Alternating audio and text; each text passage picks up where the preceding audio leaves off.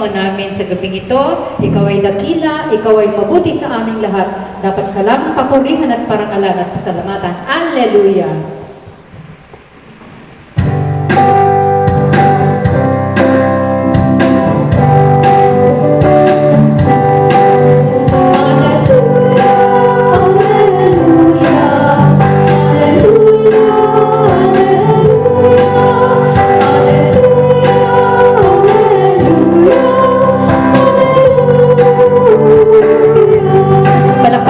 Mabuting balita ng ating Panginoon. Hallelujah, Lord Jesus.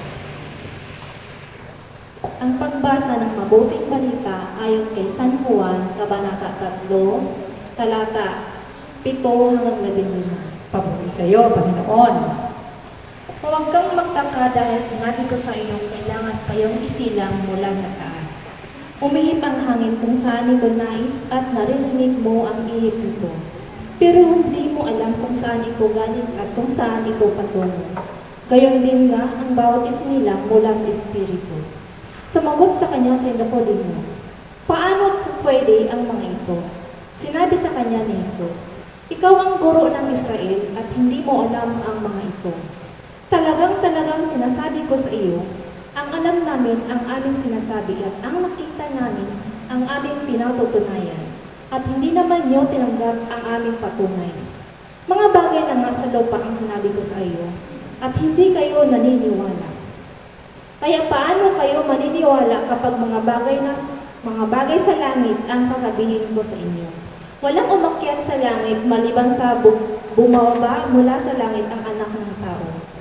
At kung paano tinaas ni Moises ang ahas sa disyerto, gayon din, dapat itaas ang anak ng tao upang magkaroon ng buhay magpakailanman. Ang bawat nananalig sa Kanya. Ang mabuting balita ng ating Panginoon. Pinupuri ka namin, Panginoon si Kristo. Alleluia! Jesus.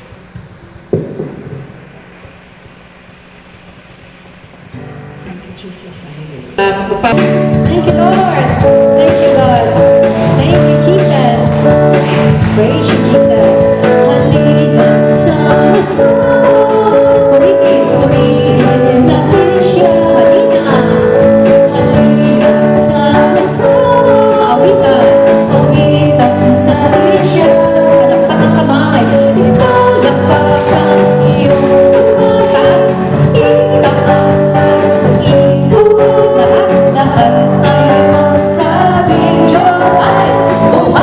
Sumigaw! Sa galak! Sumigaw! Sa galak!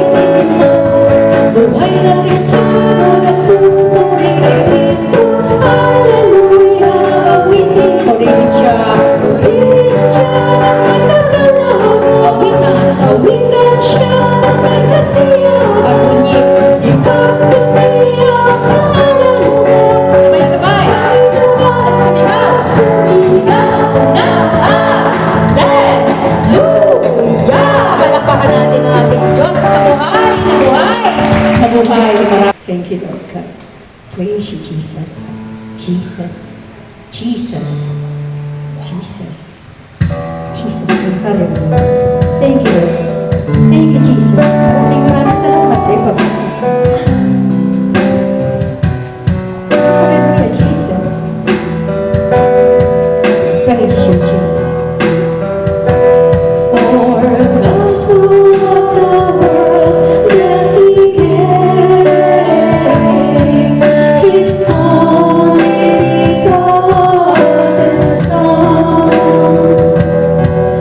that whosoever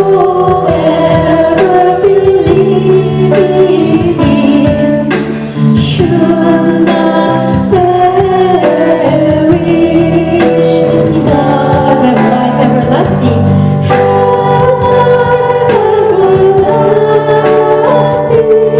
life. Have life everlasting. Have life everlasting. Have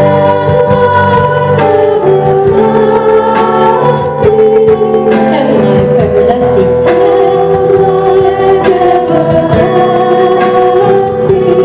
For God so loved the world that He gave His only begotten Son.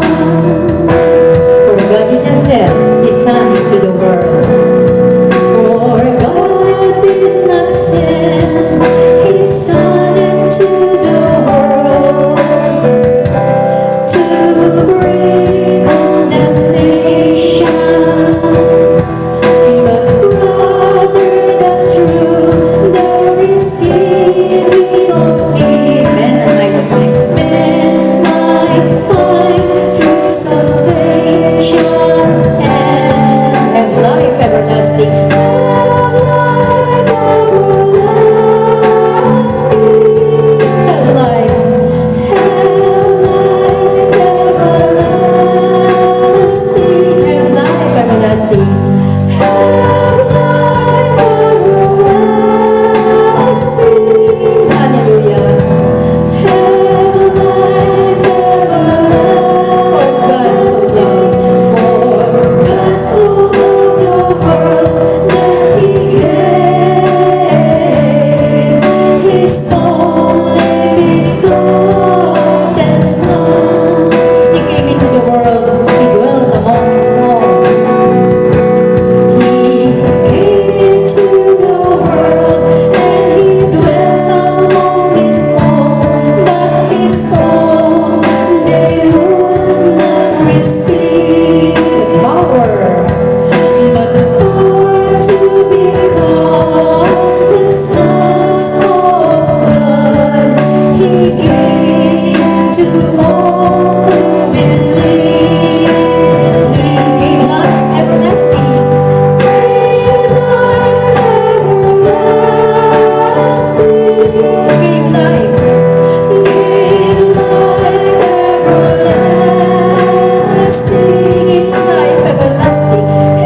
His life everlasting. His life. His life everlasting. Together. For God so loved the world that He gave His only begotten Son. His only begotten Son. His only begotten Son. Lahat tayo. His only begotten Son. Pinagkaloob kanyang anak na si Jesus upang tayo tumisin. Kaya palakpakan natin ang Diyos na tumabot sa ating lahat at namatay sa ating lahat. Maraming salamat po sa iyo, aming Panginoon. Napakabuti ng Diyos. We praise and thank you. At sa oras pong ito ay i-welcome natin ang Holy Spirit upang lalo nating madama ang kanyang presence, kanyang pagmamahal, ang kanyang pag-ibig at ang pagyakap niya sa ating lahat sa mga oras na ito. Holy Spirit, you are welcome here. Taas natin ating mga kamay. Handa ito ng pagsuko, paggalang, pasasalamat at papuri sa ating Panginoon. Hallelujah, Jesus.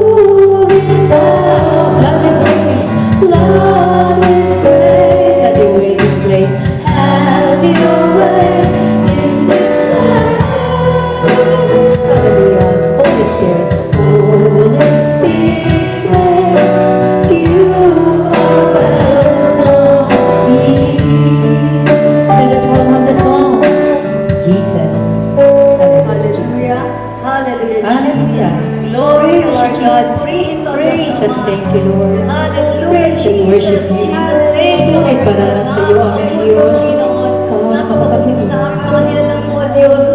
Hallelujah, Jesus. Praise you, Jesus. Jesus, thank you, Lord God. We praise you, thank you, Lord God. Hallelujah. Maraming salamat po, Panginoon. Hallelujah. Maraming salamat, Panginoon, sa pagliligtas mo sa aming mga pagkakasala.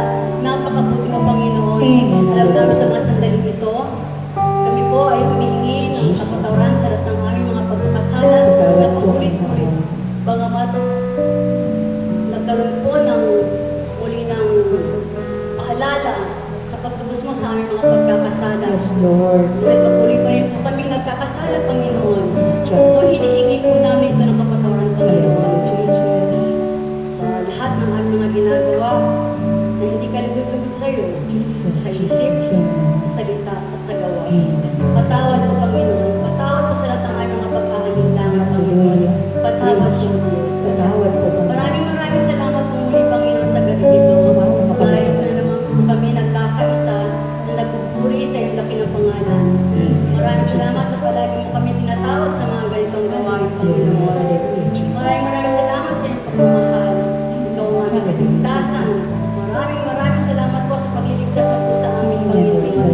Maraming salamat po sa iyong pagmamahal na walang kondisyon na kahit anong nagawa namin pagkakamali, hindi mo tinitingnan iyon, Panginoon.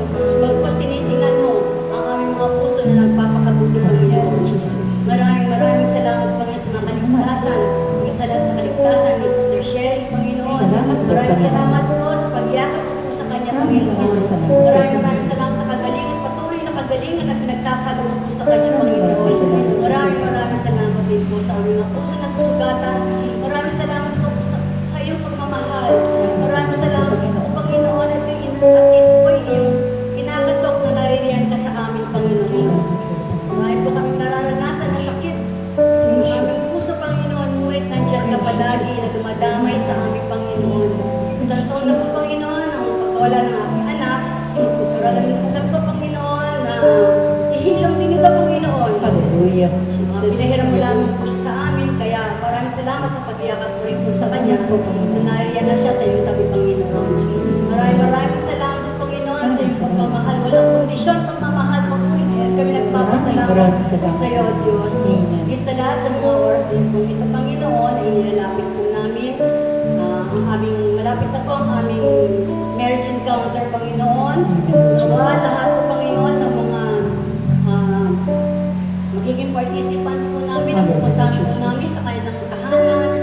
Naway, gabayan mo po kami upang sila po ay makasama namin na magpupuri sa iyo, Panginoon. Na malal mo unawaan nila kung gaano kahalaga na ikaw ay nasa kalagitnaan ng kanilang pagsasama ng kanilang pamilya, Panginoon. Maraming salamat po muli sa iyong paggabay sa aming Voice of God, O Diyos. Maraming salamat. Lahat ng mga namumuno, Panginoon, maraming salamat po. Hallelujah. Naway patuloy mo po kaming pagpupuklarin, Panginoon, ang iyong pagmamahal upang may pasa namin sa aming kapwa, Panginoon. Maraming salamat na kami ginagamit mo upang ipahayag kung gaano makabuti, kung gaano ka. Ikaw ang mga hari ng mga hari, Panginoon, ang kaligtasan mo, Panginoon, ang palaging aming nakakamit, Panginoon Diyos. Maraming salamat, Panginoon. At sa mga sandali din po ito, Panginoon, inilapit namin po sa si Brother Sandro na siya po magbibigay ng iyong mensahe, Panginoon. Gawayan mo po siya, naway kami pong nakikinig, ay sa buhay po ang pong ay watik sa kanya, Panginoon, kung ano po ang kanyang sasampitin. Kung magamit namin sa pang-araw-araw namin buhay, Panginoon. Gawayan mo po si Brother Sandro, Panginoon Diyos. At ganun ko kami mga nakikinig, Panginoon Diyos. Maraming salamat po. Tigit sa lahat ng mga nasa ospital, na nahihirapan, Panginoon. In Jesus' name, O God. Gawayan mo po sila. Jesus. Ganun din po si Libet, Panginoon. Maraming salamat po, Panginoon, na magiging healthy baby po ang labas ng kanyang baby, Panginoon. Maraming salamat po, Panginoon, sa lahat-lahat. At tinataas ko rin po sa iyo, Panginoon, ang lahat ng mga nangangailangan po dito na kung ano po ang kanilang nasa isip, ay alam niyo po yan at alam namin ay papibigyan mo po ito, Panginoon. Maraming salamat po muli. We praise and thank you, Lord Jesus. So, Glorify your name. Hallelujah. Praise you, Lord. Hallelujah. Thank you, Lord. Hallelujah. Jesus. Thank you, Jesus. Move in power, Lord, with grace.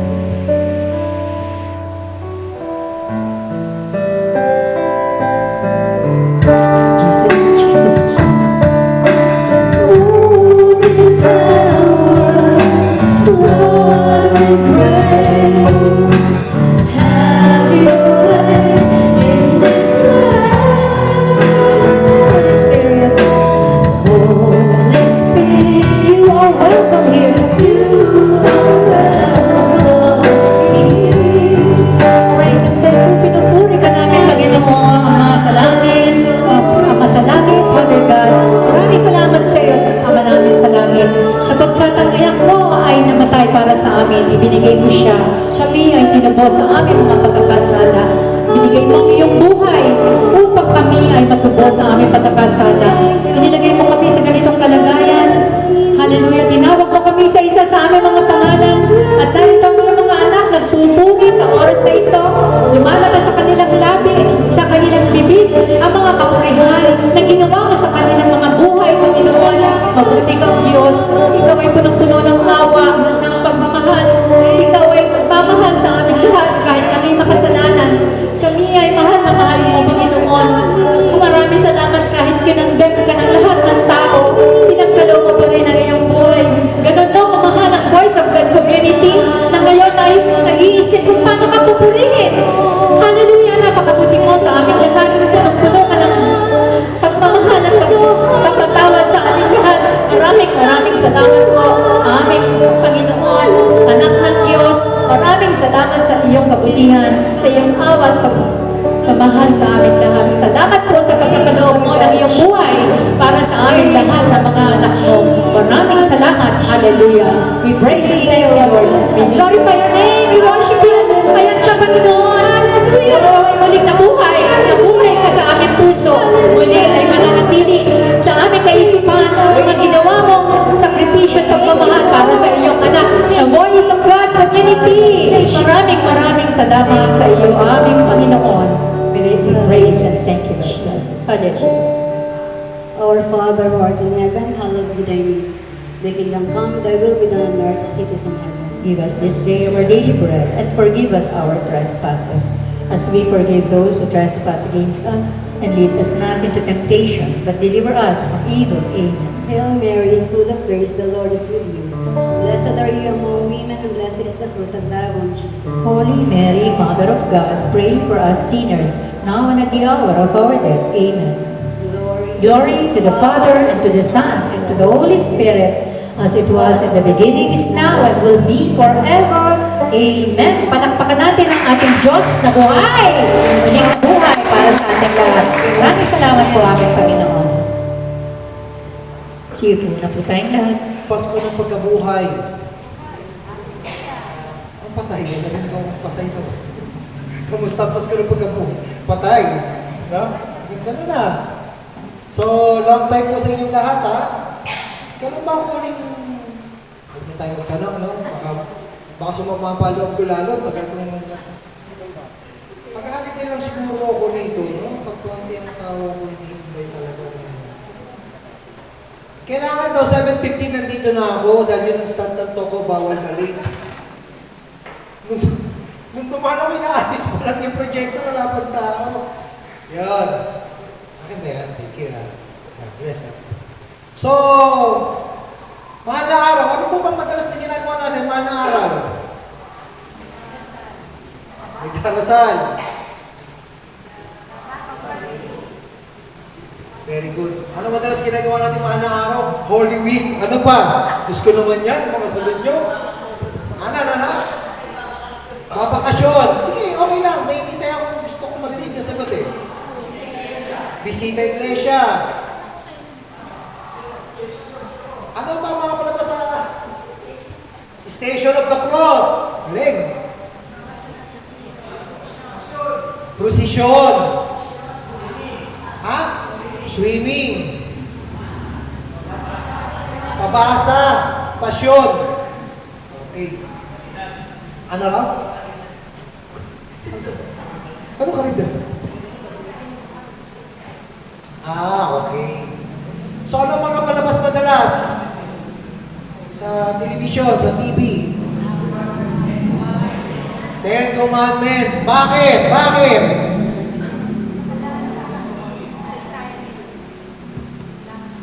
Bakit? Uy, sagot ko. Bakit? Bakit? Lakas mo ng konti, sis. Kasalanan. Bakit 10 Commandments mo kasalanan? Ito naman? Lahat naman tayo. Bakit? Rini-remind. Ano yung rini-remind?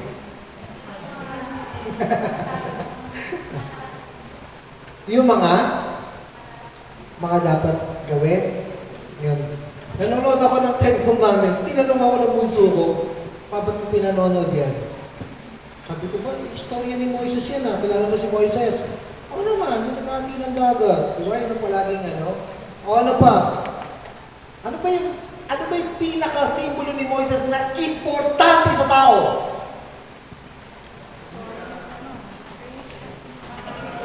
Volume ng konti. Volume. Iligtas ang mga Israelita. Ano pa? Yung kapangyarihan ng Diyos. Babalikan ko yan. Meron muna ako hinintay na tamang sagot eh. Tapos babalikan ko yan. Ito. Pagsunod sa mga utos ng Panginoon. Malapit na eh, no? Kung baga sa mesa sa kaya, pininahan ako na ito ah. Ayun! Ano? Gumawa ng batas. Bakit importante sa tao?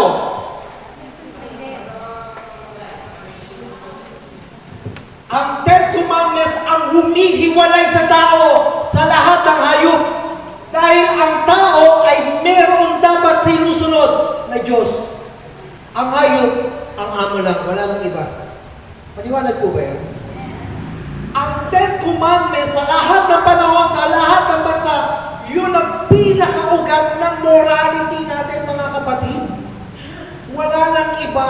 Yung 10 utos ng Diyos, ang pinag-ugatan ng lahat ng batas sa buong mundo. Ano man ang panahon, yung morality, ang pinag-uusapan natin dito ay ang ugat, 10 Commandments. Yun ay katibayan na ano? Nakausap niya talaga ang Diyos. Yung kapangyarihan ng Diyos, ipinakita talaga kay Moises. Yung morality ng 10 Commandments, kaya tayo nagagalit, kaya tayo nagre-react. Kapag yung tao hindi yata ito tama. Bakit natin sinasabing tama o mali? Dahil mayroong ugat. At yun yung irespeto natin ang ating ina o ang ating magulang. Ating ama, ating ina, ating magulang. Igalang mo, di ba? Magpangilin tayo. Di ba? Huwag gagamitin o mamanggitin ang pangalan ng Diyos sa walang katuturan. Huwag kang papatay, huwag kang magnanakaw. Lahat ito, yung pinaka-morality ng tao, lahat ng bansa sumunod dito. Buong mundo, mga kapatid. Ano man ang reliyon, mga kapatid, si Moises, ino-honor nila. Kahit anong religion, kahit Muslim, tanongin nyo. Kahit Buddhism, tanongin nyo. Bakit? Kailangan nila irespeto eh. Bakit? Kung hindi nila irespeto, saan sila uugat ng morality? Saan yung morality? Sa 10 Commandments. Di ba? Ano ginawa ni Moises tungo sa baston? Yung unang ginawa. Yung una. Yun, ginawa? Ahas. At ginawang ahas? Dahil trip niya. Mami, sabi ka na ng mga sagot dito, no? No? Anong ginagawa niyo sa mahal na araw, Holy Week? Tapos ano ginawa sa bayat?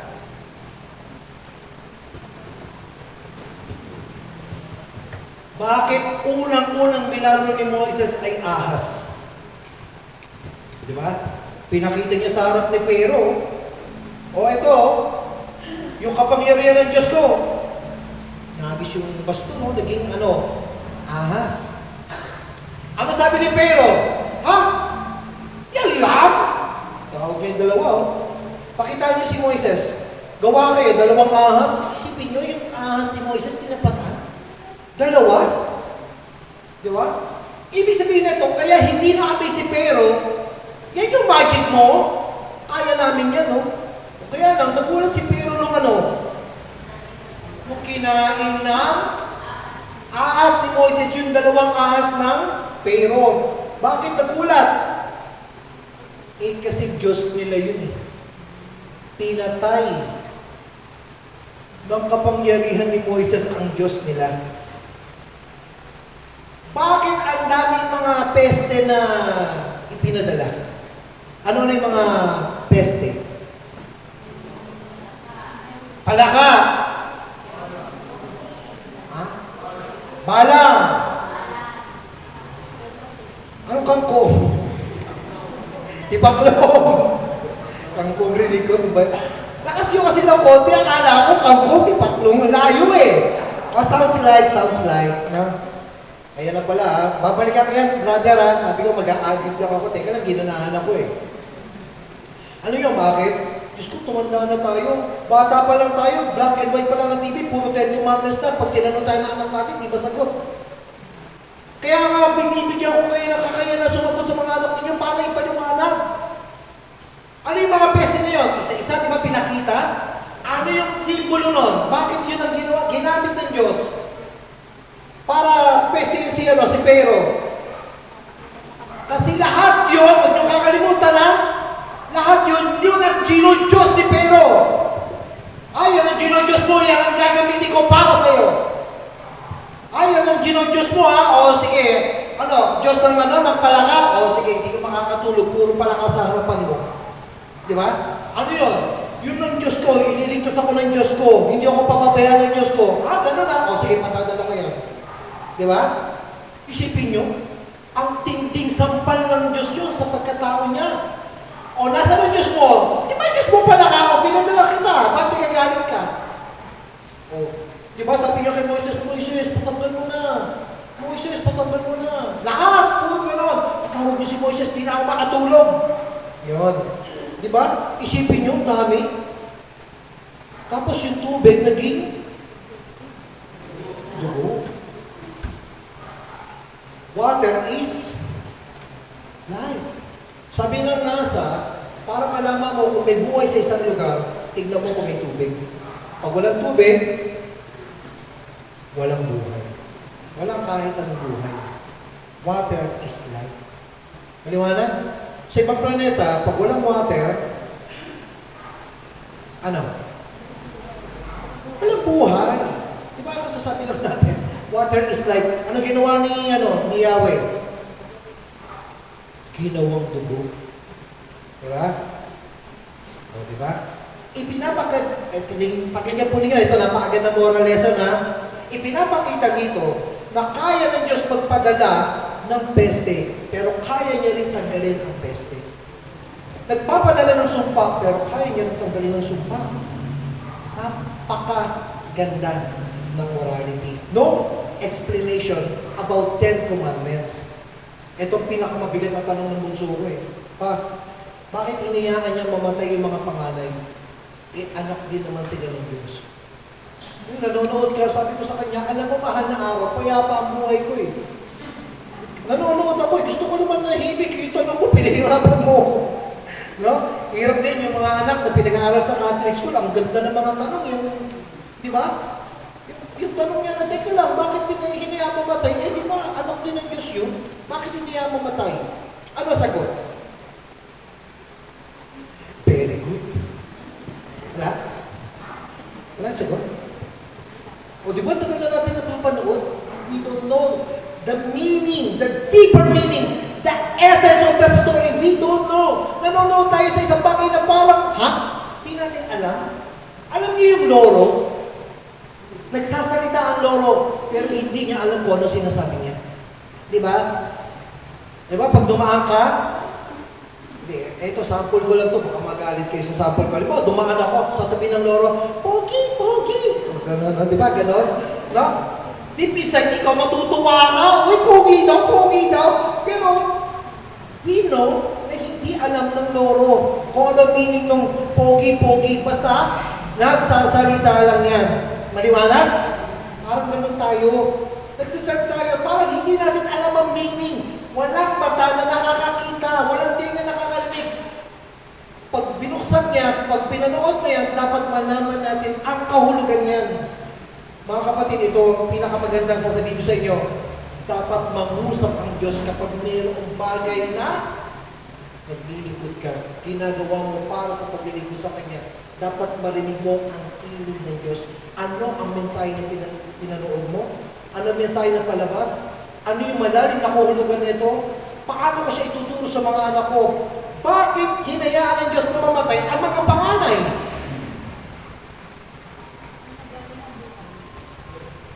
Yan si brother. Very good. Para hindi na hanapin si Jesus kung buhay o patay. Thank you. Palapakan natin si brother. Diyos ko, panahon pa lang ito ni Moises, brother. More than 100 years bago pa nabuhay si Jesus. Kay Moises pa lang ito, marami pang dinaanan. So wala pang Jesus. Pero ito ang sagot, para hindi po natin makalimutan. Pinapatay ni Pero ang lahat ng panganay ng mga Israelita. God is a God of justice. Di ba pinapatay ko lahat ng mga Israelita, mga panganay? Ito ngayon ang pakiramdam niya. Di ba ipinamukha palagi ng Diyos sa kanya yung kanyang kayabangan, yung kanyang kataasan, ipinamukha ng Diyos sa kanya yun. Ibinali sa kanya, yan ang Diyos mo, ipinamukha sa kanya yun. Di ba? Maraming klase ng Diyos-Diyosan, mga kapatid. Bibigyan ko kayo ng pinakamagandang sample kung totoo ito at Diyos-Diyosan natin ito o hindi. Pag dilag pa lang ng mata mo, hinahanap mo na kung may nag-message sa iyo o wala. Isang uri yan ng Diyos-Diyosan. Ang haba ng hawak mo na sa cellphone, pero hindi ka mahawak ng ganyan katagal sa rosary. Ako palagi ko ito sinasabi sa mga tao, huwag na tayo maglingkod mga kapatid kung hindi natin kaya magdala ng Bible sa prayer meeting. Ako nakaka-open ako ng talk, palagi ko sinasabi yan. I always try and encourage people to grow their spiritual life. Kung maglilingkod tayo, ito ang katibayan na Lord, maglilingkod ako sa iyo. Ito na ang katibayan na talagang maglilingkod tayo. Bakit? Sa prayer meeting mo ito madadala? Sige nga, punta ka ng mall, habang mo ito? Pwede na. Pumayag na ang Diyos na hindi ka nagdadala ng Bible sa mall eh. Prayer meeting pa rin ba? Hindi ka pa rin magdadala? My God! Sasabihin natin sa Diyos, Lord, tagal ko naglilingkod sa iyo. Ano, anak? Paano matagal? Hindi mo nga kahit na rin ng Bible eh. Wala kang ng Bible. Ilang beses ka na nagpalit ng cellphone. Pero ngayon, wala kang Bible. Hindi ba yung insulto sa sinasabi natin Diyos? Sinasabi natin naglilingkod tayo? May sumagot sa akin niya, brother, naka-download naman sa cellphone ko eh. Bakit binabasa mo ba yan? Mga kapatid, itong pinakamagandang regalo sa sarili mo. Pagkaroon ka ng sariling Bible at basahin mo ang Bible na ito. Huwag mo sasabihin malayo ang Diyos sa iyo. Huwag mo sasabihin hindi nagsasalita ang Diyos hanggat hindi mo binubuksan ang sarili mong Biblia. Promise, marami kang malalaman na sana pala noon pa ako nagpasa ng Bible. Promise, maraming gano'n. Sa buhay mo, hindi mo kayang marinig yan at hanapin niya kahit kanino. Maraming tanong sa buhay na tao na hindi kaya sagutin na kahit sino tao. Pero pag binasa mo ang Biblia, oh my God, ang ganda ng mensahe na yun ah. Lord, salamat sa mensahe na yun. Alam niyo yun? Sorry, baka ma-open kayo ah. Noon pa man, gustong-gusto na lang Diyos iparinig sa inyo ang voice of God. Oh my God. Gusto niya na kausapin tayo. That's why I lahat na prayer meeting, mga kapatid, sorry, I try to offend them talaga. Pinupush ko talaga na, magbili naman tayo ng Bible, please. Pag mayroon akong binasang verse dito, guhitan nyo. Binugan nyo yung verse, guhitan nyo. Ay, yung Bible ko, madami na yung guhit, no? Marami na ako natututunan sa Biblia. Amen? Sana ma-invite pa rin ako, ha? At just in case na ma-invite ako, please, pagyabang natin na may Bible tayo. Maliwanag po ba? Kung si Ivana ako, Lahat na may dalang Bible, bibigyan ko ng 10,000, kaso hindi ako sa iba na eh. Yaman, bibigyan mo, di ba? Namimigay lang, sumakay ng jeep, namimigay. Yaman. Okay, so, yun ang pinaka-last na sagot, mga kapatid.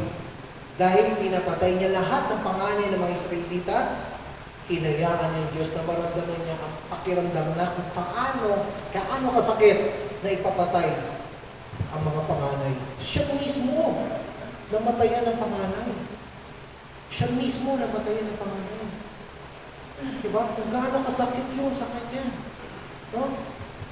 10 Commandments lang po yung pinag-usapan natin. Dinaanan ko lang. Mga kapatid, ha? Pag tinanong tayo, kaya na natin sagutin?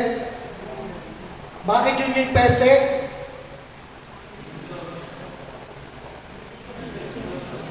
Yun ang Diyos-Diyosan nila. Ipinamukha ni Yahweh na, yan Diyos-Diyosan mo ha. Padala ko sa iyo. Tignan natin kung totoo na kaya kayo iligtas. O akala ko ba kaya kayo iligtas? Akala ko ba kaya tulungan?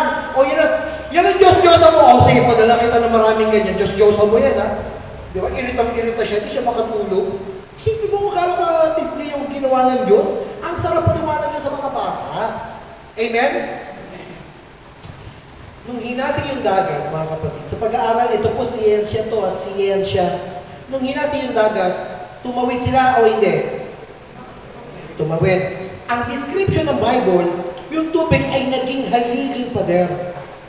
Nasa Bible po yan, description ng Bible yan. Yung tubig, nung naghiwalay ang tubig, ang description ng Bible, para siyang pader. Naka-stay na ganyan. So, siguro tingnan mo, no? No, siguro sa panahon natin ngayon, trending yan, promise. No? Isipin mo, di ba, nagre-reels ka, o kaya nagla-live ka na dumadaan ka sa pagitan ng pader na tubig. No? Ano kaya pakiramdam mo? Ang tindi. No? Pero ito ang tanong, paano sila nakadaan? 8,000 feet yung lalim ng dagat. So si Dr. Hayat, re-research po niya na kung paano nakatawid yung mga Israelita. Umangat yung lupa din. Merong area doon sa papuntang Red Sea na nakaangat yung lupa at doon sa ibabaw, nahukay yung mga gulong ng mga charyo. Sayang, sabi pala pinakita ko rito. Pero may papakita ko sa inyo. Ang sabi sa akin ay hanggang 10 lang daw po ako, pasensya na. Hindi. Intro pa lang yan ha. Parang ayaw nyo na. So sobrang tagal ko kayo na-miss, dalawa natin loko. Yan. Sorry ha. Brother, may clicker ba tayo or pwede ba ikaw na nakiklik ko? Powerful lessons from the risen Christ. Na? Ganda. Sabi ng sabi ng angel kay Magdalena, ba't ka nandito? Eh kasi, pupuntahan ko yung Diyos ko. Ganda, di ba? Yung tagpo, di ba? Ano sabi ng angel? Kay Magdalena, alas 5 ng madaling araw ito eh. Di ba? Sa Tagalog, ano tawag natin doon? Sarap pakinggan. No? Actually, ang hirap hanapin doon sa English. Mukhang buhay. Di ba? Ano kaya sa English ito? Sa atin, kanila sunrise. No? Alam na alam mo. Sa atin, paano yun? Buka, tapos liway. Asa yung araw? Di ba? Ang hirap eh, kaya ng bata ako yung utak ko. Paano naging sunrise yung yung bukang liwayway sa Tagalog? Buka, tapos, ano ba yung liwayway? No? Okay. Pamaya na natin yan. Ganun ako mag-isip. No? Pabukang liwayway pa lang. Umiiyak si Magdalena papunta doon sa libingan. No, nakatayo yung anghel sa libingan. Ang sabi ng anghel, sino hinahanap mo? Ano sabi niya? Papunta ako sa aking Panginoon. Alam niyo mga kapatid, ito, kung sinabi ni Magdalena yun, oh my God, napakabigat sa puso mo. Alam niyo, yung makiki-empathy ka, yung puso mo ibibigay mo sa kanya, tapos yung puso niya, yung gusto mong maramdaman, ano yung pakiramdam ni Magdalena noong time na yun? Can you imagine, nasa pakinggan na ito ha? Saan ka pupunta? Sa Panginoon ko. Nasaan yung Diyos niya? Nasa libingan. Walang buhay, walang lakas. Sorry, walang silbi, walang kahit ano. Pero ito matindi nun. Do you hindi nagbago yung kanyang paniniwala sa Diyos. Di ba? Milyon-milyon na sumusunod kay Jesus, iisa na lang. Sa panahon, piling mo patay ang Diyos, maniniwala ka pa rin bang siya ay Diyos? So, milyon-milyon sumusunod kay Jesus, isa na lang. Si Magdalena. Ano sabi niya? Gusto ko siyang makita, yung Diyos ko. Diba? Saan? Sa lugar ng mga patay. Walang buhay. Walang kapangyarihan. Wala na. Diba? Walang pag-asa, walang liwanag, as in wala, dead end. Ano sabi ng Amel? Bakit mo siya hinahanap dito? Ito ay lugar ng mga patay. Wala na siya dito. Siya ay ano? Muling na buhay. Kung tayo po ay mga friends sa FB, please lang, sa mga hindi pa, pwede nyo po akong i-add, ha? Sandro, ayan, pangalan ko, Sandro Villanueva, ano? Yung gitna ko, Chua, para mabilis pong hanapin. Add nyo ako sa FB, friends tayo. Ang post ko dyan, maraming tao hinahanap ang Diyos sa lugar ng mga patay. Ang sabi ng anghel, wala siya dyan. Bakit? Hindi pwedeng manatili ang Diyos ng buhay sa lugar ng mga patay. Hindi natin pwedeng ipilit isaksak ang Diyos sa isang buhay na hindi naman talaga buhay ang pananampalataya. Baka patay. Baka sinasabi natin na hindi, kasama ko ang Diyos, hindi kaisa ko ang Diyos. No?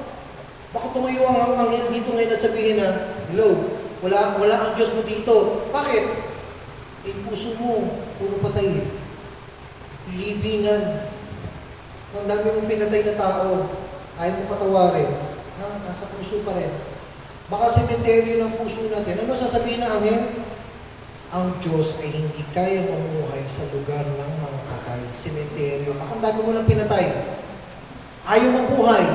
No, hindi natin makita ang Diyos. Sementeryo No?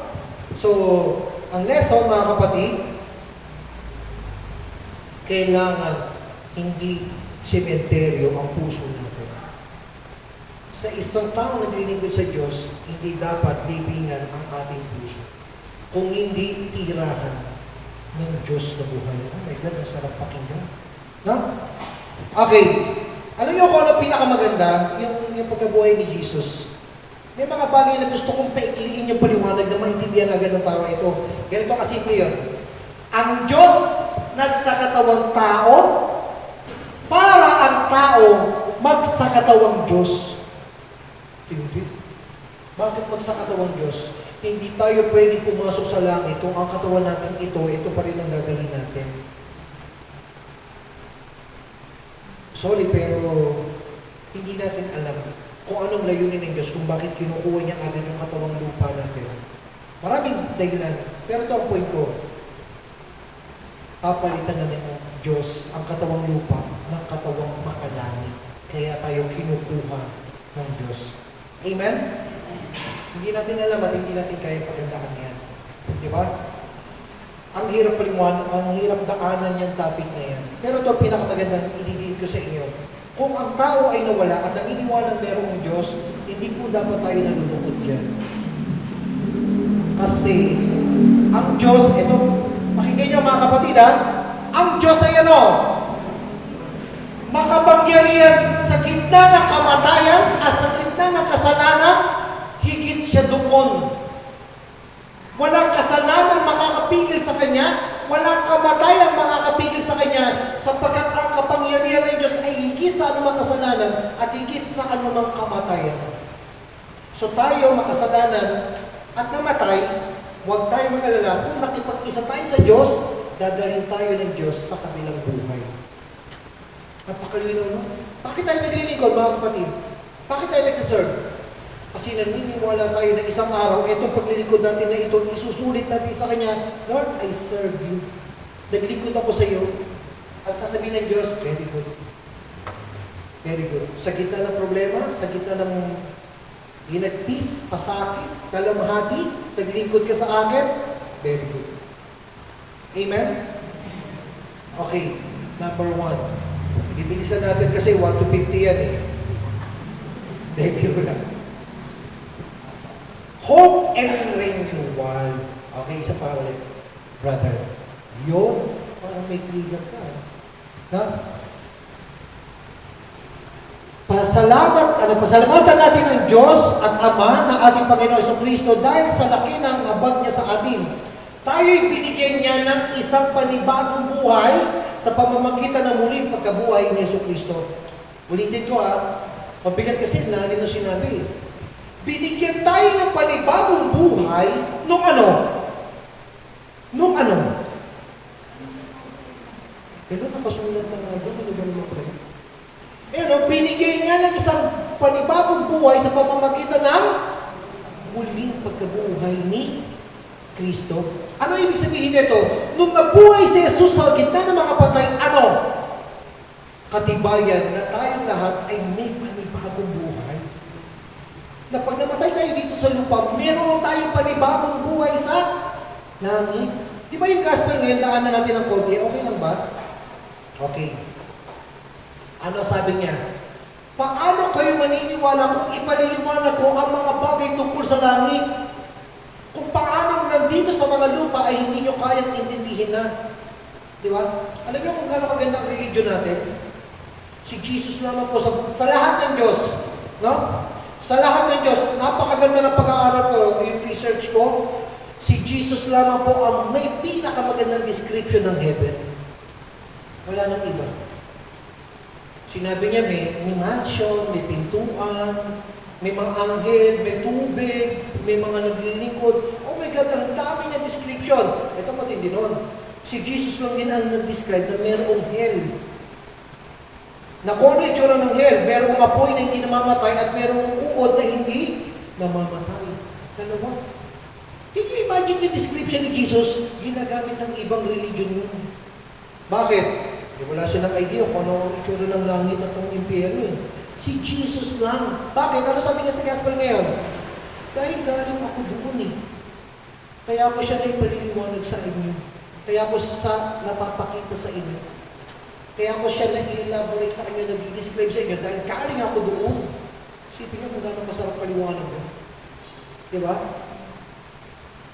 Yung bagong buhay na ipinangako ng Diyos sa atin, magbibigay sa atin ng pag-asa at ng panibagong buhay. Ano yun? Ano yung pag-asa at panibago? Renewal. Ano yun? Na pag napatay tayo rito, okay lang. Okay lang. Bakit? May panibagong ng buhay. Naghihirap tayo rito, okay lang. May langit naman hindi na ako maghihirap. Nagkasakit ako rito na matagal. Nagdusa ako, okay lang sa langit, wala nang karamdaman, wala nang kamatayan. Ito matindi nun. Paano kung hindi ko tinanggap si Kristo? Ang sabi ng Biblia, walang hanggang paghihirap. Meron pang isa, walang hanggang kamatayan. Siyempre mo gano'ng kahirap yun? Diba? Eternal death, eternal suffering. Diba? Hirap. Kaya nga nung nabuhay si Kristo, kaya tayo nagsa-celebrate. Actually, kung marami tayong handa ng Christmas, ito ang dapat. No? Dapat binabago natin ito ng konti.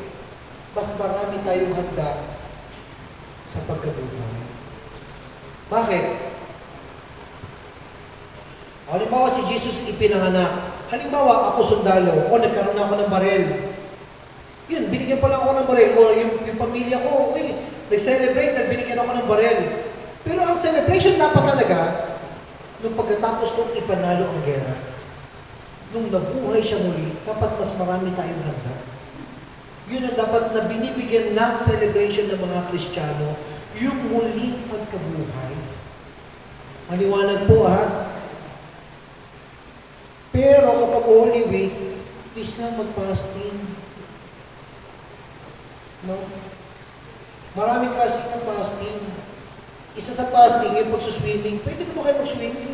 Huwag nyo naman itapas sa pinakagitna ng Holy Week. No? 40 days yan. Yung pinaka-Holy Week pa, doon pa talaga kayo swimming. Sa 40 days, doon sa 7 days, doon pa talaga kayo swimming. Walang very good, mga Kristiyano. Tingnan nyo kung gano'n ka-traffic ang EDSA. Bakit? Lahat ng Kristiyano, kanya-kanyang swimming. Diba?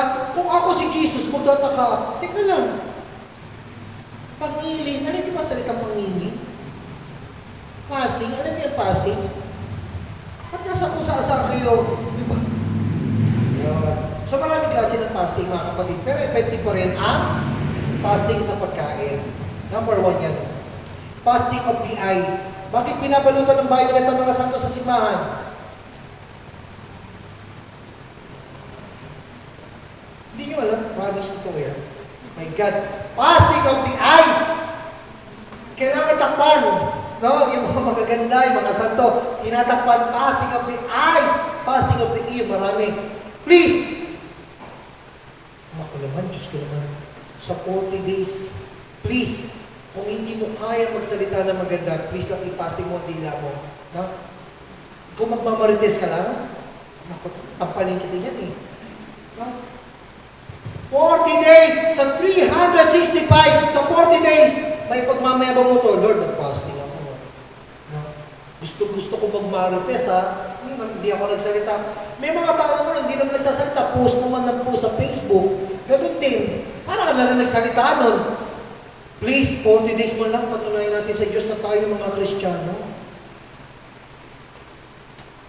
Nag-fasting po ako mga kapatid, sinubukan ko, kaya naman ang katawan ko. 40 days.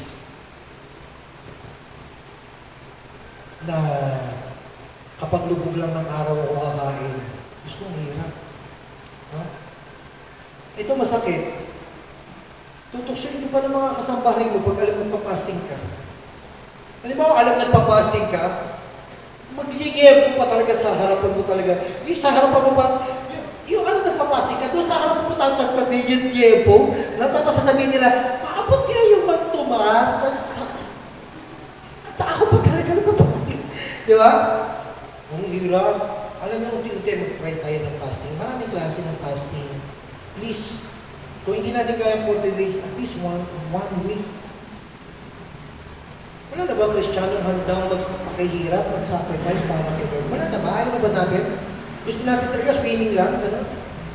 Celebration, mag-swimming pag kabuhay. Kasi celebration yun eh. Pero yung alam yung kamamatay pa lang, Diyos ko naman, dapat kasama kayo ipinapako. Alam yung kamamatay, langoy kayo langoy, di ba? No? Alam niyo kung anong masakit nun? Hindi na kayo lumalangoy. Nang lumalaklak pa. Diyos ko naman, araw ng pagkamatay ni... Ano ba yan? No? Binigyan tayo ng buhay. No? Ulitin natin na yung sinabi ko kanina. Ang kapangyarihan ng Diyos na kinikilala natin higit sa anumang kasalanan at sa anumang kamatayan. No? Next po, brother. Yan. Victory over sin and death. Yung kasi sabi ko lang. No? Alam natin si Kristo nang muling binuhay ay hindi na muling mamamatay. Oy, mga kapatid, ano to? Malalim ito. Ito'y tinuturo sa mga medyo mature na Kristiyano. Bakit? Kapag nag-serve ka at namamuhay ka pa rin sa gitna ng kasalanan, hindi na pwedeng mamatay si Kristo para tubusin ang kasalanan natin. Hindi na, dahil nagawa na yun. Kung tayo ay maglilingkod sa Diyos at hahayaan natin ang sarili natin sa gitna pa rin ng kasalanan, sinasabi natin sa sarili natin na hindi sapat ang kanyang kamatayan. Bakit? Hindi tayo nakipag-isa pa talaga sa Kanya. Alam nyo, mga kapatid, may susi ba kayo? May susi kayo. May susi ka naman pa rin dyan. Yan. Ito. Alam nyo yung duplicate? Kung ano yung tsura ng duplicate? Parehas. Yung hindi pa na-duplicate. Ito, saksakin ko ito ng susi. Yung pag magpapaduplicate ka, di ba? Pag inagtapat mo, parehas ng taba, parehas ng sukat. Pero tignan mo, eto, pag pinasok ko, makaka-start. Tama po ba? Pero yung duplicate, magugulat kayo, papasok din. Pero hindi makakabukas. Parang magre-react na naman. Pwede bang next time pag ito ka, kupo ka sa ulo. Hindi-distract mo ano. Papasok din, di mo pa nasusubukan eh. Tama o hindi? Nasubukan nyo na? Kung makikipag-debate si brother. Hindi ka, tama kami. Di ba papasok pa rin? Pero hindi hindi bubukas. Bakit? Kasi hindi pa niya nakukopya yung pinaka-ukit niya sa gilid. Eto mga kapatid, kada hawak kayo ng susi, huwag niyong kakalimutan to ha. Hinahayaan ng Diyos na dumaan tayo sa pinakamabigat na pagsubok ng buhay natin. Yung pinakamatindi, pinakamahirap para ma-duplicate natin ang kanyang kabanalan. Para maging katulad natin siyang Diyos. Pinabubuti tayo ng pagsubok problemang dinaraanan natin. Ginagawa tayong banal nun. Bakit? Dahil kapag naging kamukha na natin ang, di ba, sabi ng Diyos, tayo ay kawangis niya. Pero bakit hindi pa rin tayo nakakabukas? Oo, kawangis, pero hindi pa perfect. Di ba? So pag na-perfect na yan, mga kapatid, one click lang i-start yan. Ano sabi niya? Kapag perfect na ang shape, ito sabi niya sa John chapter 10 verse 10, naparito ako upang bigyan sila ng buhay na ganap at kasiyasiyan. Ang isa sa pinakamagandang utos, thank you brother, ang isa sa pinakamagandang aral ng pagkabuhay, mga kapatid, ang daming parte sa buhay nating patay. Walang Diyos. Promise, ang dami. No? Isa sa pinakamabigat na example, alam niyo kung ano? Sa Pilipinas, pag pinag-usapan natin ng salitang financial, lahat tayo, parang walang Diyos. O, kamusta ang financial mo? Ay, di ba? Kaya pag may nangangamusta, uy, sister, kamusta ka? Nakakabahan ka agad eh. Dapat daw gusto to. Ano kasunod nito? No? Di ba? Yung parang, di ba, alam mo na yung gano'n, yung mga kaklase mo dati, di ba? Halimbawa, nag-post ka na, nag-swimming ka, bigla na kamusta yung kaklase mo, uy, ang ganda naman ang buhay mo, kamusta ka na? Kakatakot na kasunod nun. Di ba? Kaya nakakatakot yung mag-post na maganda ang buhay mo eh. Ang dami magbibigyan sa'yo, promise, nakakatakot, nabubuhay sila eh. Nakakakuha ng pag-asa sa'yo, uy, ganda ng buhay mo ha. Ma-PM nga kita dyan. Di ba? Nakakabahan ka bigla eh. Di ba? Gets nyo? Anong point ko rito? Pag pinansyal, promise, wala tayong Diyos dyan. Masasabi ba natin may Diyos tayo sa financial natin ngayon? Masaya tayo sa buhay ng financial natin? Masasabi natin na okay buhay ko. Yung kailangan namin, lahat meron kami. Yung parang point ko ganito, ano man ang mangyari sa amin ngayon, makakatapos ang mga anak namin ng pag-aaral. Masasabi ba natin yung gano'n? Kung gano'n, ang sarap nun. Pero kung hindi, ito ang sasabihin ko. Ang holiness, ibig sabihin ng holiness, wholeness, kabuuan. At isa sa wholeness ay ano? Salitang pinansyal. Lord, maging Diyos ka ng aming buhay na walang pera. Wala pang buhay. Kailangan, Lord, maging Diyos ka namin dyan. Lord, pagpalain mo naman kami, Lord. Lord, sa tingin mo ba hindi kami karapat dapat? Lord, sa tingin mo ba hindi kami worthy na maging mayaman? Bakit hindi mo kami ginawang mayaman, Lord? Ito sagot dyan. Hanggang ngayon, hindi ka humihiling ng kahit ano sa pangalan ko. Humiling ka at ikaw ay bibigyan. Humanap ka at ikaw ay makakasumpong. Pumato ka at ikaw ay pagbubuksan. Ano sabi ng Panginoon yung number 1? Ask and you will receive. Ang dami problema, sulirangin, pinatay ka ng problema, inilibig ka ng problema, ayaw mo mabuhay ulit doon, walang Diyos doon. Natuwa ang demonyo doon. Wala kang Diyos na pagkabuhay doon sa part na yun. Ano pa? May problema ka? Ano? Sa asawa mo hanggang ngayon? Pasaway pa rin? Huwag mo na kayo magtingin na ba? Mag-away pa kayo. Baka paglabas pa lang dito, dumanak na yung dugo eh. No? Itong dalawa, ganda ng pagpasok. Pagpasok pa lang, parang kinakalabit. Parang pagpasok pa lang, parang sarap panoorin eh. No? Papasok pa lang, mali na agad na si brother eh. No? Ano point natin dito? Promise, maraming area na hinihintay ng Diyos na maging Diyos siya doon. Huwag mong itago, huwag mong tiisin, huwag mong imugmok. Ang daming depression, ang daming anxiety, ang daming mental illness. Bigyan mo ng Diyos ang buhay na yan. Gawin mo Diyos na buhay ang area na yan. Amen? Mamaya ipag-pray natin yan. Number 3. Yan. Sinasabi ni Jesus, naniniwala ka na ba dahil nakita mo ako? mapalad ang mga naniniwala kahit hindi nila ako nakikita. Kanino sinabi yan? Si Tomas, kasasabi ko lang kanina, katatagtag pa lang ng yempo. Pinahatid pa sa akin, Mang Tomas, no? Kada nagsusus ako ng Mang Tomas, naaalala kayo nun, si St. Thomas. Teka lang ha, may pasabog tayo dyan. Ano sabi ni Jesus sa kanya? Oy Tomas, naniniwala ka ba dahil nakita mo ako na muli na buhay? Eh paano hindi mo ako nakita? Di ka maniniwala? Sorry Lord, kasi nakita kitang namatay eh. Tama ba? Ano sabi ni Jesus sa kanya? Ipasok mo ang iyong daliri saan? Sa mga kamay. Tagiliran. Kanina to si brother. Valedictorian, ha? May alam, ha? Pinasok hindi! Hindi? Pinasok hindi? Pinasok? Hindi?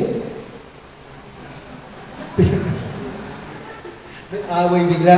Hello brother, inutos ni Jesus eh. Ipasok! Ano sagot? Hindi. Hindi. Pinasok, brother. May ebidensya ko dyan. Meron, kalma na, meron. Ito yun. Nilindol. Ha? Ginera. Nasunog yung simbahan. Itong pinakamatinding balita, mga kapatid, ha? Nasunog yung simbahan.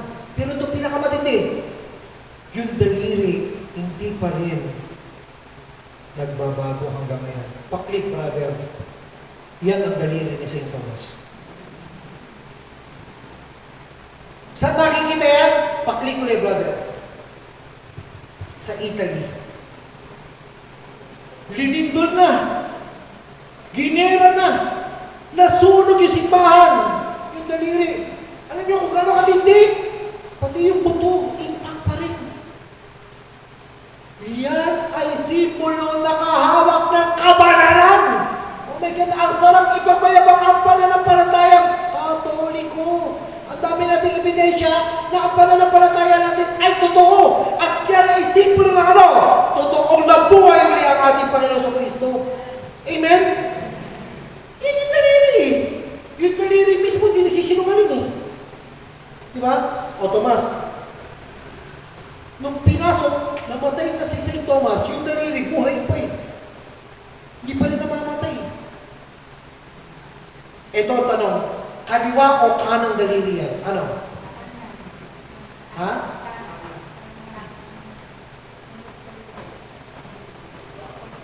I-search nyo na. Hindi ko sasabihin. Maganda i-search nyo. Hindi, search nyo. No! Search nyo! Ang ganda! Isipin ninyo, diba? Ang tindi nun. Di ba tindi? Tama ba? Isipin nyo yung linindol, okay pa eh. Mauhukay mo eh. Yung ginera, okay pa eh. Pero yung nasunog yung simbahan, alam nyo kung ano pa yung isa, na sikreto ng simbahan na napakaganda? Diyos ko naman, manood naman kayo ng Netflix tungkol sa mga religion, bagay, puro kayo kay drama.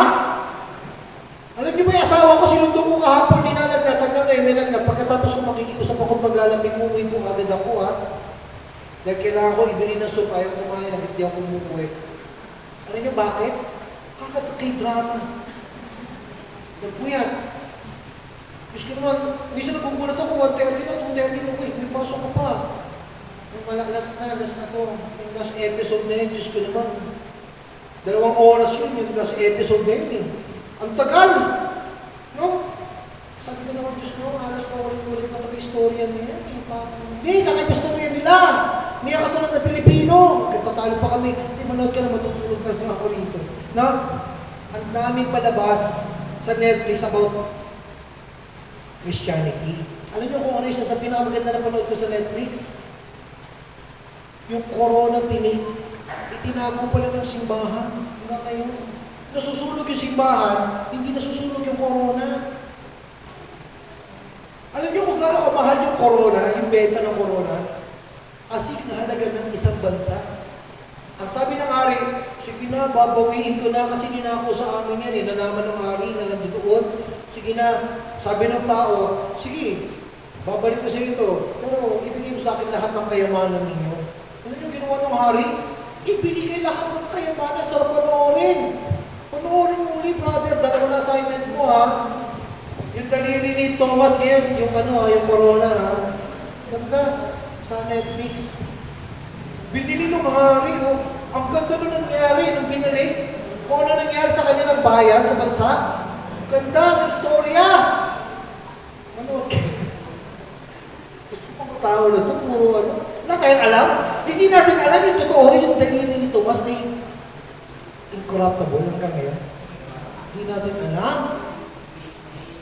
Ang sarap ipagbayabang yan ang katibayan na ang Diyos natin ay totoong muling na buhay. Di ba? Yan ay simbolo. Ano yun sa Pilipinas, yan, dyan ako magsisimba. Yan ay simbolo na muling na buhay si Jesus. Ay, tumaas! Pasok mo rito. Kada makikita kayo, may problema ako, Lord. Buti na lang, nakita ko ulit yung daliri ni Tomas. Huh? Eh, dahil wala akong ganyan, Tomas na lang po ang aking linalagay sa bahay.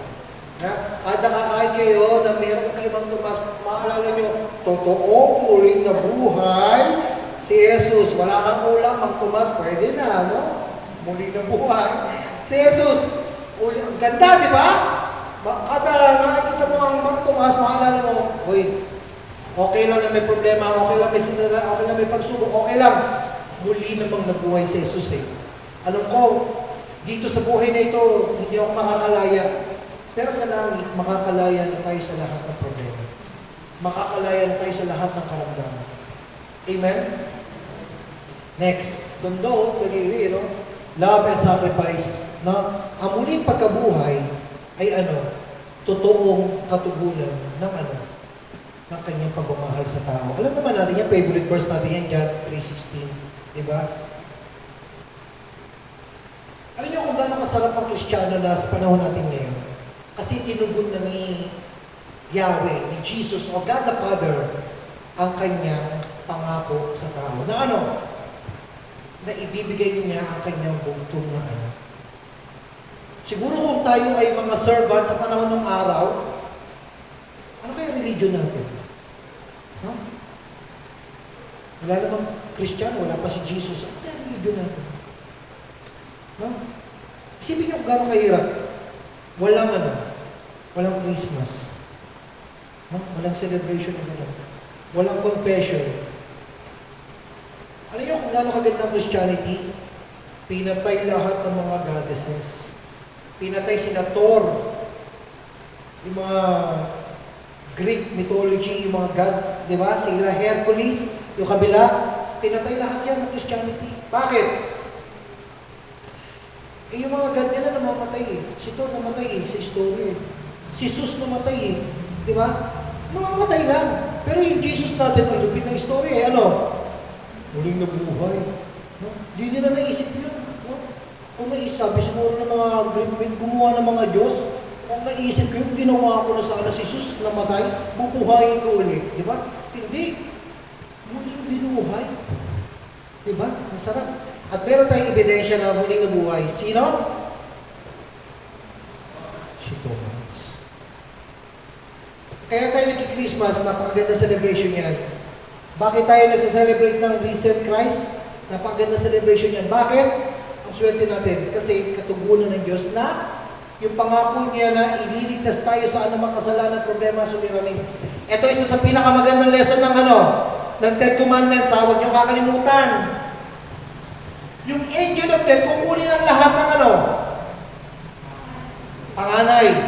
Papatayin ang lahat ng panganay. Ang gagawin ng angel of death? Ano ang exemption para hindi ka patayin ng angel of death? Yun. Ano yun, brother? Pipinturahan ng pula. Wala pang pintura ng araw, brother. Wala pa. Ano? Dugo nino? Di ba Tomas? Diyos ko. Ang gaganda ng sagot dito, no? Uwi na kaya ako?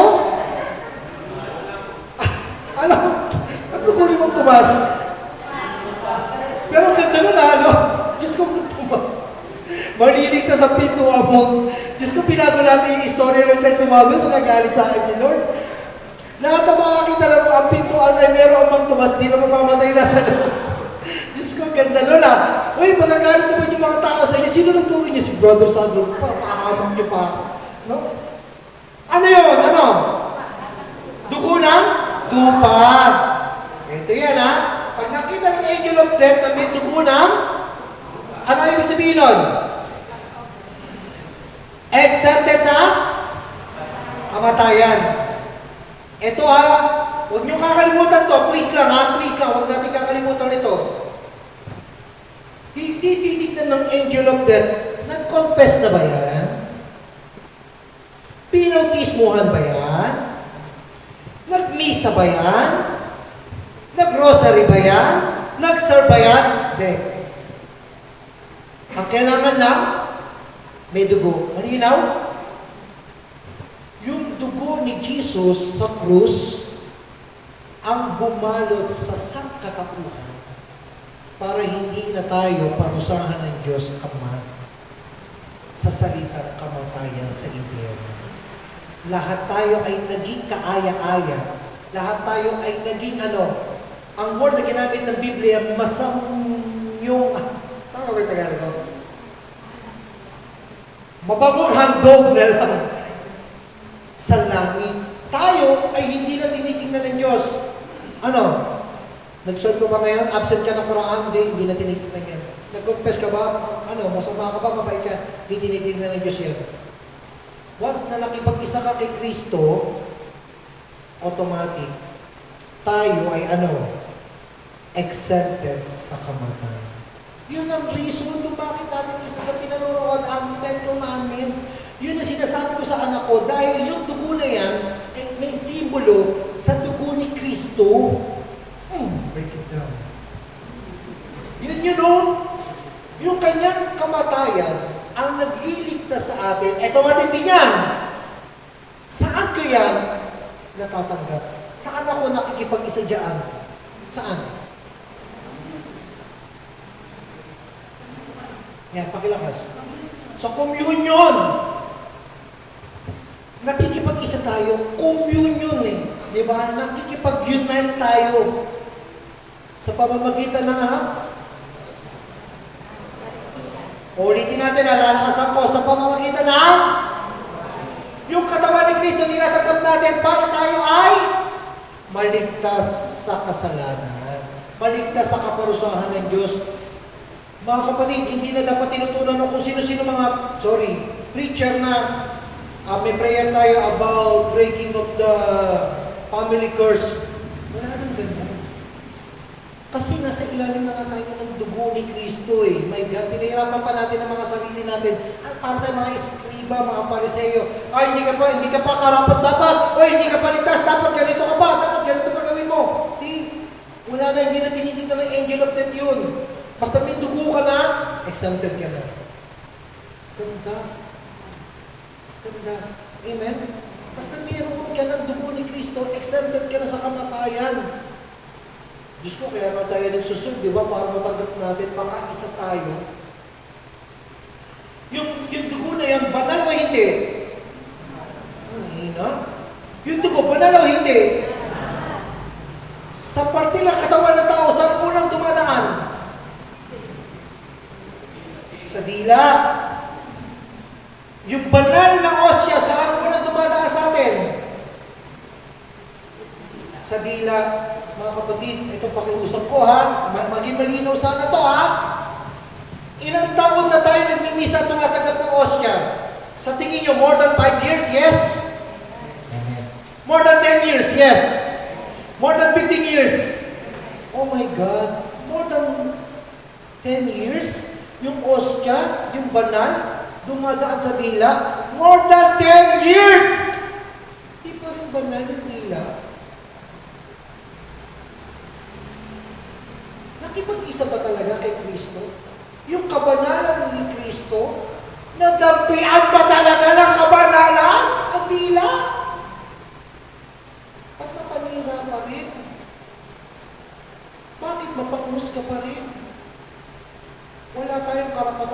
sila dahil ang dugo ni Kristo ang nagpapalaya sa atin. Kapwa, palayain natin ang kapwa natin, please. Hayaan natin sila. Kung ano ba ang kasalanan ginagawa nila, panalagutan nila yan sa Diyos. Tayo, maging mabuti tayo. Tayo, maging banal tayo. Ngayon, kung gusto ng tao na i-correct natin siya, blessing yun. Kung ayaw, ipanalangin na lang natin sila. Pero yung saktan pa natin sila, i-chismis pa natin sila, hindi natin trabaho yan. Ulitin ko, more than 5 years, more than 10 years, more than 15 years, dumadaan ang ostya. Alam nyo, si Moises nung bumaba sa Mount Sinai, ang sabi ng mga tao, Moises, totoo nga nakausap mo ang Diyos. Sabi ni Moises, bakit? Nagniningning ka. Ang problema, hindi maisip ng direktor sa panahon ng araw, ano yung nagniningning? Ginawang puti yung buhok ni Moises, pinatanggal si Moises, nagniningning niya, pinaputi lahat ng buhok. Ano yun? Brother, totoo nga nag-serve ka kay Lord kagabi. Nagniningning ka. Ang banal-banal mo tignan. Ang bait-bait mo na, brother. Diba? Yung dila mo, hindi na nagkagalit agad, no? May nagsabi ng bagay niya sa akin na, totoo nga, nagsiserve ka na. No? Mabait na kayo. Totoo, nagsiserve ka. Hindi ka na magagalitin. Pero magandang na-encourage natin na mag-serve. Dahil nabago tayo, nakita na si Kristo sa atin. Malinaw, mga kapatid. Next! Sa mga katuwid, tayo'y namatay na. Uy, tingin. At nalibing nakasama niya sa pamamagitan ng bautismo upang kung paano binuhay muli si Kristo sa pamamagitan ng dakilang kapangyarihan ng Ama, tayo rin, angat mo ng konti. Yung projector na lang. Ay, dyan, ay muli bubuhayin. Ano yung mga kapatid, ulitin ko muna, hindi. Okay na yan, ang importanteng salita sa atin, ito no? Tayo'y napatay na at nalibing nakasama niya sa pamamagitan ng bautismo. Nag-NSS pa tayo? Pinautismohan ba tayo? Dapat ini-emphasize na nagbabautism o babautismohan ka na, mamamatay na yung pagkatao. Ililibing na namin ngayon. Nakasulat sa Biblia, Roma chapter 6 verse 4, kailangan ilibing at mamatay ng pagkatao natin. Bakit? Dahil kailangan mabuhay na si Kristo sa buhay natin. Kailangan ng ilibing si Sandro, wala na siya. Wala na si Sandro. Wala na si Brother Sandro, patayin na. No, pinipilit ko pa rin patayin. May lumalabas pa rin eh. No? May kasamahan, may kalimuhan. Pinipilit kong patayin araw-araw. I always pray to God na patayin mo na ako, Lord, yung pagkatao ko. Ikaw na makita. Yung luma akong pagkatao, hindi na karapat-dapat sa iyo na patayin mo na. Ikaw na makita. Yan ang panalangin. Kada tatanggap ng ostya, Lord, tinatanggap kita ngayon. Maghari ka sa buhay ko. Yung mga pati ng pagkatao ko na hindi karapat-dapat, maging Diyos ka. Ikaw ang makita, ikaw ang marinig. Amen. Kaya isang araw, magugulat yung mga tao na, totoo nga, nagsuserve ito, naging mabuti na. Totoo nga, nakakausap nila ang Diyos sa prayer meeting, nagbago na. Hindi na siya nagpo-post ng mga kung ano-ano lang. No? Nagpo-post na siya ng mga salita ng Diyos na. Dati kung ano-ano, di ba? Meron talaga akong hindi makalimutan, no? Yung member namin sa EPI. Diyos ko naman, pati nung nag-away sila, ay Diyos ko. Sinumpan niya lahat, pati yung underwear na binili niya sa asawa niya, sinumpan niya sa Facebook. Diyos ko naman, ang tindi! No? Tapos ito matindi noon. After 2 weeks, magpapa-ME kami. Aba, nag-i-invite siya na yung picture na may seminar daw kami sa ME. Nung pag nag-backread ka, andun sa ibabaw, inaaway niya, asawa niya, tapos ang post niya ngayon, nag-i-invite na may ME, may ME weekend daw kami. No? Paano kayo makaka-invite yan? No? Matatakot yung mga lalaki na, Diyos ko, yung babunga ng NE nyo, yung pagkaaway, panunumbat sa Facebook ilalabas. Ano ibig sabihin nito? Ang Diyos po talaga nakikita na sa atin, naririnig na sa atin, nararamdaman na ba sa atin. At tagal na natin tinatanggap si Kristo. Ito na ba siya? Si Kristo na ba to? For how many years? Brother, last na yan, last na yan. Ang Diyos na buhay at Diyos na nagbibigay buhay. Maraming part sa ating buhay na walang buhay. Aminin natin yun, pagtuhanin yun. Maraming part sa atin na para sementeryo, malungkot, walang buhay, walang pag-asa, walang silbi. Ito sasabihin ko, once na sumuko ka at hindi ka na humihingi sa Diyos at hindi ka na na-excite, humiling sa Diyos, pinatay na ng demonyo ang pananampalataya. Alam niyo mga kapatid, pag may bago akong damit, isinisimba ko talaga yun. Hindi nagbago ang puso ko na pag may bago akong damit, isinisimba ko. Mula nung bata ako hanggang ngayon, pag may bago akong damit, isinisimba ko. Ang saya ng puso ko, ito pinakamaganda. Pagkakain ako, ang prayer ko, ganito ang puso ko, iniisip ko na paano kung pulubi ako at wala akong makain na ilang araw, ito yung kakainin ko ngayon. Ano ang prayer ko?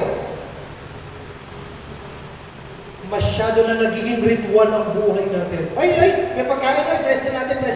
Gano'n na? Ritual? Hindi talaga thankful. Hindi talaga masaya. Dapat thankful. Ano man yun, masarap po, hindi para sa'yo. Oh my God, biyaya yan eh. Baka nakalimutan yung ilan na namamatay na malnourished na tao. Maniwala kayo o hindi, sa pag-aaral, alam niyo kung anong pinakamatindi? Ang Pilipinas ang may pinakamaraming fast food sa buong mundo. As in, ang daming restaurant, ang daming karinderya. Sabi sa survey, halos daw lahat ng kanto sa Pilipinas ay mayroong karinderya. Niwala kayo. Pero ito, yun ang magandang survey. Pero yung katapat nun, alam niyo kung ano? Ito ang pinakamaraming tindahan at pinakamaraming karinderya. Alam niyo kung ano katapat nun? Ang Pilipinas ang may pinakamaraming namamatay sa malnutrition. Kaya nagtataka ang ibang bansa sa atin eh. O akala ko ba ang daming tindahan? Akala ko ba ang daming karinderya? Bakit ang daming namamatay ng mga bata sa malnutrition? Kung maraming namamatay sa malnutrition, please, maging grateful tayo sa mga pagkain kinakain natin. At magpasalamat tayo dahil mayroon pa rin tayo pagkain kinakain. Huwag niyo kakalimutan, ilang bansa na yun ang nagigera, mga kapatid. At ang hirap ng buhay nila ngayon sa gera. Tapos tayo, ating naman prayer meeting para meron pa rin. Parang dalawang isip pa natin, holiday na yun eh. No? Nainis talaga ako, yung may kausap ko, holiday. Overnight kami sa farm. Ikaw na, wala kami speaker. Mag-overnight kami sa amin. Pag wala talaga ng speaker, ako yung naiisip. Last option ako. No? Okay lang ba na ipag-pray ko kayo mga kapatid sa oras na ito?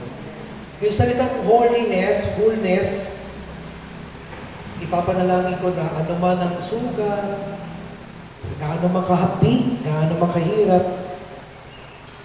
Nag-aalam po ako sa mga hindi po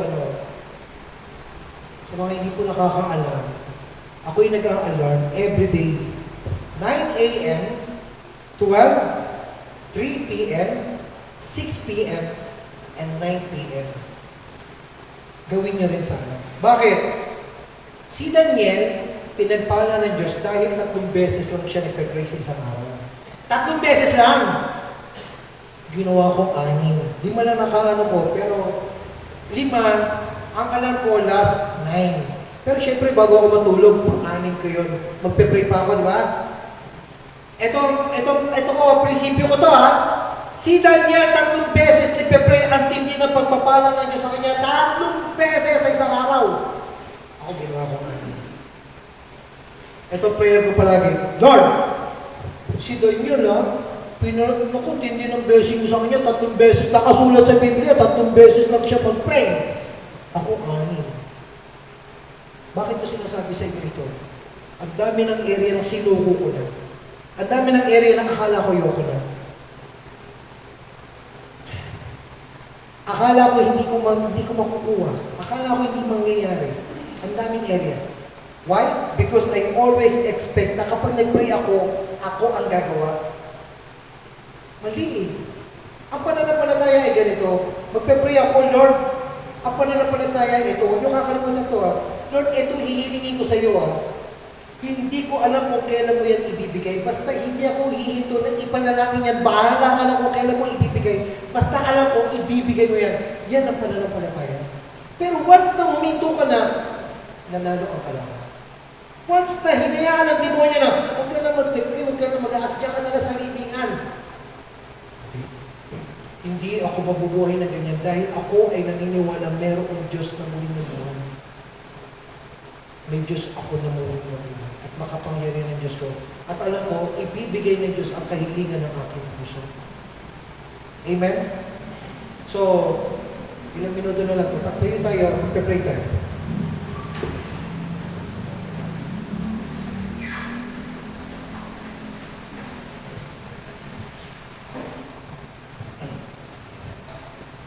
Itong buwan na ito, dalawa ang naging regular sa bahay namin. Regular na po yung panganay ko sa PAL. Ang panganay ko po ay aeronautical engineer. Hindi ko alam kung nakwento ko sa inyo. Hindi ko alam kung paano ko pag-aaralin yung anak ko. Nung sinabi ng anak ko pa, aeronautical engineer ang course ko, sabi ko sa mga, yes, sige. Hindi kami makatulog nun. Diyos ko, nung nakita ko yung tuition fee, siguro kahit magsasayaw ako gabi-gabi sa kung saan man, hindi ko kaya kitain eh. No? Malamang may si brother ko yan sumasayaw na parang nakakadiri Di ba parang ganun? Siguro ano gawin kong sideline. Hindi ko kaya i-tuition. Promise. Sobrang mahal. Mag-tuition pinang anak ko. Trimester pa, di ba? 3 beses sa isang taon. Tapos mag-boarding house pa. Additional. Di ba hindi ka naman papaon? Mayroon pang additional. Sabi ko, Lord, di ko kaya. Lord, pwede ba maglilingkod na lang ako sa iyo? Gamitin mo ako, mag-talk araw-araw gagawin ko. Basta ikaw na bahala sa pamilya ko. Alam niyo, ang ina-expect ko, bibigyan ako ng Diyos ng pera para magkaroon ng tuition ng anak ko. Alam niyo, ginawa ng Diyos? Ang sarap pa po yaman. Pinatalino po niya yung mga anak ko, scholar po yung mga anak ko. Binabayaran pa yung anak ko, may allowance pa. Alam niyo, nung graduate yung anak ko, siya yung nagsalita parang valedictorian. Kasi lahat ng kagraduate, pinagsulat, at magbobotohan kung sino ang magsasalita, yung anak ko ang nakuha. Hindi sinasabi sa akin. Nung nagsasalita yung anak ko sa harapan ng mga tao, Diyos ko yung iyak ko talaga. Ang tindi ng luha ko. Alam niyo bakit? Lord, ang dami ko ng utang sa'yo. Nakagraduate yung anak ko. Hindi ko alam kung paano pag-aaralin ito. Nung time na yun, Diyos ko, hindi ko alam kung paano kami. Pag naalala ko yung gatas pa lang ng mga anak ko, kung saan kumukulit, sabi ko, Lord, pwede bang bahala ka na? Pwede bang ikaw na lang bahala sa buhay ko? Basta maglilingkod ako sa iyo. Lord, pangako, magiging mabuti ako. Lord, pangako, magiging tapat ako sa iyo. Pero ikaw na bahala sa mga anak ko, hindi ko sila kaya eh. Ngayon, nakikita ko, mga kapatid, yung lahat ng anak ko, promise may mga award. Ang tatalino ng mga bata. Diyos ko, iba yung ina-expect ko. Ako ina-expect ko, bibigyan ako ng pera para may pag-tuition. Diyos ko, pinatalino na ng Diyos. Lahat, skola. Naniniwala ako na biblas tayo ng Lord. Amen, pagpapray natin. Ang sambayan na natin, ang pamilya natin. Maniwala tayo. Ang pakiusap ko lang, humiling ka base sa sukat ng kinikinala ng Diyos. Huwag mong isukat sa pagkatao mo. Huwag mong isukat sa status mo ngayon. Huwag mong isukat sa income mo ngayon. Huwag. Isukat mo sa laki ng pananampalataya mo na alam ko, Lord, bibigyan mo ako ng magandang bahay. Bibigyan mo ako ng magandang sasakyan. Bibigyan mo ako ng magandang income. Di ko alam kung paano, bahala ka na, Lord. Basta ganito ang income na gusto ko, Lord. Monthly, bahala ka na, Lord. Ganun, palagi yun. Basta ito ito ang gusto ko, itong kailangan ko, Lord, hindi ko alam kung kailan mangyayari, hindi ko alam kung kailan mo ibibigay. Ang importante, sinabi mo, di ba humingi? Ito ang ginagawa ko. Para hindi nyo makalimutan, please write it down. Sulat nyo yung prayer request niyo. Magugulat kayo, uy, hindi ko na siya pinagpa-pray. Answer prayer na pala, answer prayer na pala, answer prayer na pala, answer prayer na pala. Sa ngalan ng Ama, ng Anak, ng Espiritu Santo. Taas po natin ang dalawang kamay, tanda ng pagsuko sa harapan ng Panginoon natin ng Diyos na buhay, na muling na buhay, na nagbibigay buhay, nagbibigay pag-asa. Wala siya sa lugar ng mga patay. Hindi siya mamumuhay sa puso ng mga patay ang pananampalataya. Pinatumba ng problema, pinatumba ng suliranin, pinatumba na kung ano man, tumayo ka na mayroong Diyos na buhay. Lord, salamat sapagkat ang Diyos na pinaglilingkuran ko ay buhay. Salamat sapagkat ang Diyos na pinaglilingkuran ko ay nagbibigay ng buhay. At mayroong kapangyarihan na higit sa anumang kamatayan dito sa mundo. Lord, marami akong kahilingang pinatay na problema at pagsubok, suliranin. Lord, sa pangalan mo, buhayin mo, kung paano nabuhay ka, kung paano nagkaroon ng pag-asa ang mga tao sa muling pagkabuhay mo, Lord, please, bigyan mo ako ng buhay na Diyos na mayroong buhay na Diyos. Isang Diyos na kung saan mayroong muli na buhay sa aking buhay. Lord, i-bless ninyo ang aking financial na pamumuhay. Lord, sorry kung isinuko ko na sa iyo ito. Sorry kung ayoko nang mangarap. Sorry kung hindi na ako humihiling sa iyo. Sorry kung naglilingkod ako sa iyo pero hinahayaan na kita na kung anong plano mo sa aking buhay. Mali pala yun, Panginoon, sapagkat sinabi mo ako ay humingi at humiling ng humiling lang. Lord, hindi ako magsasawa kung yun ang hinihiling mo sa akin. Hindi ako hihinto kung yun lang ang inuutos mo sa akin. Sa gabi na ito, ano ang kahilingan ng puso mo? Ano ang gusto mong sabihin sa Diyos? I-offer natin kay Jesus sa oras na ito. Huwag mo siyang ibase sa sukat ng income mo. Huwag mo siya ibase sa sukat ng pananampalataya ng iba. Kung hindi sa pananampalataya mo, ano gusto mo gawin ng Diyos sa'yo? Yung sa tingin mong imposible talaga. Yung sa tingin mong wala ng pag-asa, hayaan mo ang Diyos. Aayusin ng Diyos yan. Dahil inilagay ka ng Diyos sa sitwasyon na yan, para isang araw, masabi mo sa buhay mo, totoo nga na mayroong Diyos. Na totoo nga, buhay ang Diyos. Na totoo nga, mahal nga ako ng Diyos. Totoo nga, tinukod nga ako ng Diyos. Kaya niya hinayaan na nandiyan ka sa sitwasyon na yan para ipaalala sa iyo na anak, ako ay Diyos na buhay. At muling na buhay para magbigay ng buhay sa anumang status ng iyong buhay. Ito po ang aming samantalangin sa matamis na pangalan ni Jesucristo na bubuhay at naghahari ngayon at magpakailanman. Amen. Sa ngalan ng Ama, ng Anak, ng Espiritu Santo. Amen. Maraming salamat at magandang gabi po natin. Basket.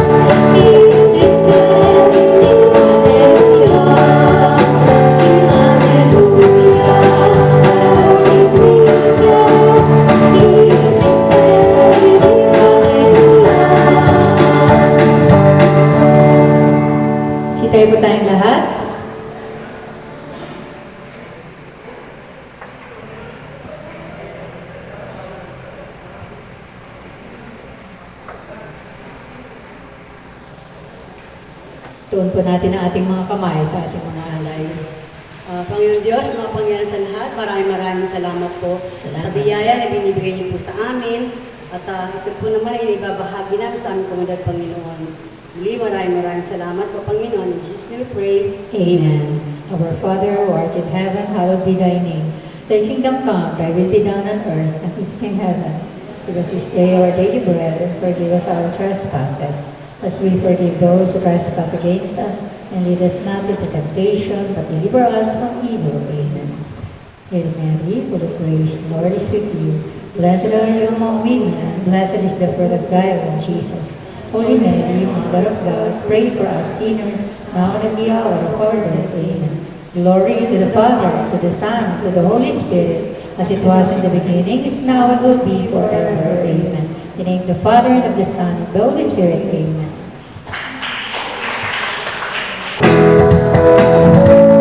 Malakpak pa tayo. Kailangan masaya. Celebrate! Celebrate Jesus, celebrate. Celebrate Jesus.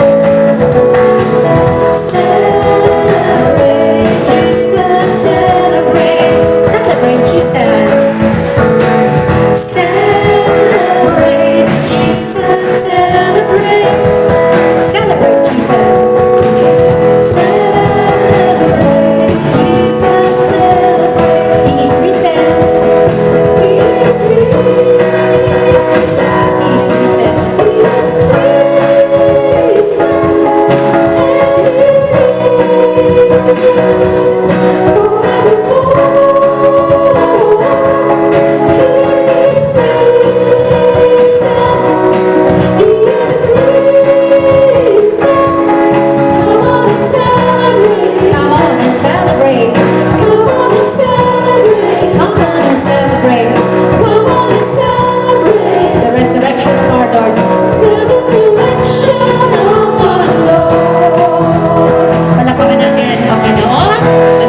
po sa lahat. Happy birthday sa mga may birthdays. Happy anniversary sa mga may anniversaries. Good night everybody. God bless us all.